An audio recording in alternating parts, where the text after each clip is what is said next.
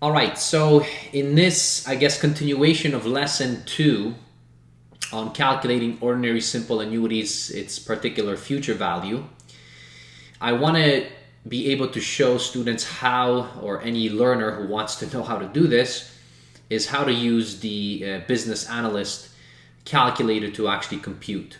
Because what we have done, okay, in that lesson, and I can do a link to the lesson above so you can watch that lesson. So in this one, all I'm going to do is actually show you how to use the business calculator instead of doing a regular calculator in computation. So we had these couple of examples. I did actually 3 examples in that. I'm going to just show you on 2 examples. So this was one of them where you have 24 equal payments and the payments are $300 and there's 8% compounded quarterly. So that's the first example. And then the second example was this one, and that was with respect to a car loan that was spread over 6 years, okay, and it was monthly payments of $750. And that time value of money was 3.5% compounded monthly. So this is an ordinary simple annuity, and now what we want to be able to do is to use a calculator and actually compute this without using a regular calculator, for example, like this one, to do the computations for us. All right, so let's use a business calculator. So I'm going to just switch over here to a view. So here is your business calculator that you see there, okay, on the screen. And now we can do the computations. So for our first example, now obviously we have to kind of turn this on here. Okay, so let me do that. And now with regards to all the different buttons that we have, and this is the same thing as using it in compounding interest and finding that. So what did we have? Well, we know N, we know our interest, right? Our present value is actually 0. So we have a 0 present value because we just are dealing with payments. So in that first example, our payment was $300 and we had 24 of those payments. And we want to be able to calculate this future value that you see, okay, right there.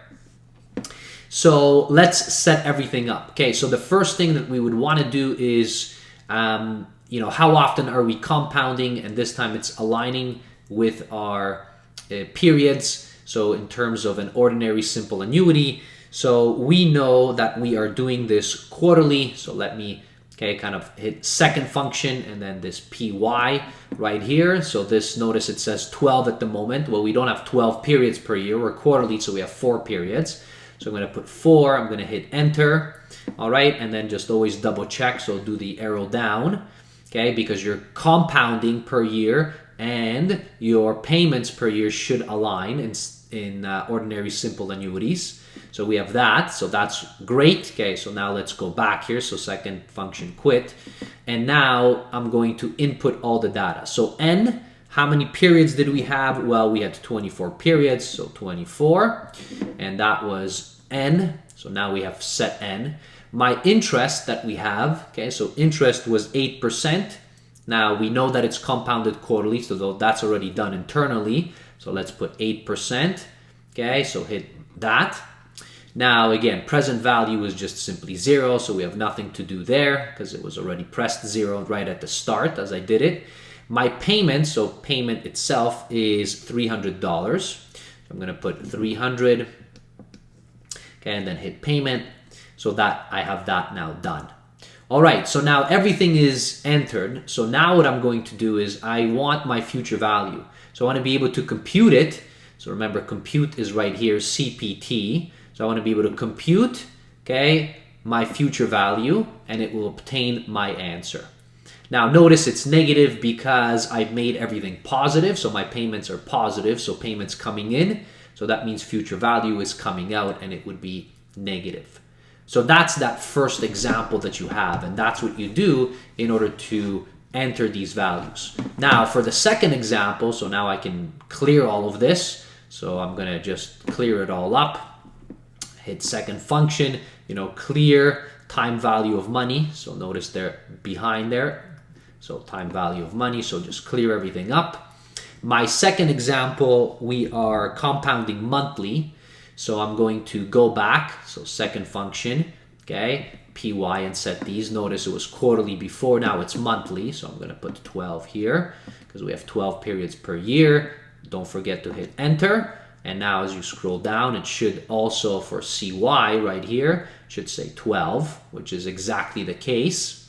Okay, so now second function, quit. I'm going to just walk out of that. Now I want to put, okay, how many periods did I have in total? So how many payments?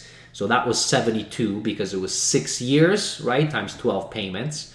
So that's 72. So that's my N right there.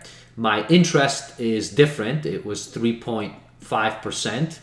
All right, compounded monthly. So 3.5 right here. Compounded monthly. So that's my I. Okay, my present value. So let's just make sure that it's still stuck at 0 there. All right, because I don't have any present value, I just have the payments. Now the payment itself was $750. Just let's put that in, so that's the payment. And now we want our future value, so again, you hit compute, okay, compute future value. And notice that's going to give you the answer, and that's what we would have gotten if you've watched lesson number 2 just using a regular calculator. All right, so that's what we have there. Hopefully you find this video useful. I strongly encourage you to learn how to do it on a business calculator so you're not constantly using just a regular calculator, especially as you get into maybe general annuities or something more complicated. It's much easier just to input these instead of worry about the computations. Once you understand it, just use the business calculator. It's just a tool for you to use. All right, thanks for watching this video, and we'll see you in the future videos. Okay, see ya.